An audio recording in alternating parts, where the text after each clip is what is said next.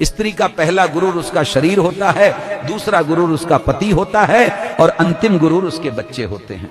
वो अपने अंतिम गुरूर को पाने के लिए अपने पहले गुरूर को खाक में मिला देती है बच्चों के लिए।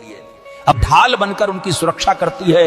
इस मामले में पुरुष उसकी बराबरी नहीं कर सकता, मगर यही अंतिम गुरूर बुढ़ापे में जब उसे आंखें दिखाता है तब वो टूट जाती है। एक शादीशुदा बेटी लिखती है, मेरे दहेज में दिए गए फर्नीचर का रंग उतर गया है, लेकिन मेरे पिता ने मेरी शादी में जो कर्ज लिया था उसका बोझ आज भी उनके सिर से नहीं उतरा है। फर्नीचर तो समय के साथ बदल जाते हैं, पर बाप के कंधों पर चढ़ा कर्ज उसे हर रोज झुका देता है। यही दहेज की असली कीमत है। एक मरने वाले इंसान को नहीं मालूम कि आपने उसके लिए कितने आंसू बहाए, लेकिन एक जिंदा इंसान को मरते दम तक याद रहेगा कि आपकी वजह से उसने कितने आंसू बहाए।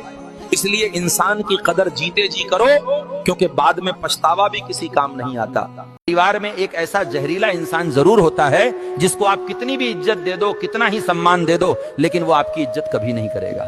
सारे इल्जाम लगाता रहेगा। जब उसको आपसे कोई स्वार्थ होगा तो वो 2-3 दिन पहले ऐसा व्यवहार करेगा जैसा कि कुछ हुआ ही नहीं, और जैसे ही उसका काम निकल जाएगा वो फिर से अपनी औकात दिखाई देगा। ऐसे लोगों से सतर्क रहिए और राम का नाम लो।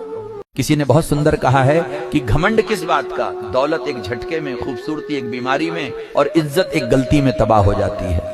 अगर जेब में पैसे होने के बावजूद बाजार से गुजरते हुए कोई व्यक्ति अपनी पसंद की चीज नहीं खरीदता तो उसे कंजूस नहीं पिता कहते हैं। वो अपनी हर चाह को दिल में ही दफन कर देता है ताकि उसके बच्चों की खुशियों में कोई कमी न रह जाए।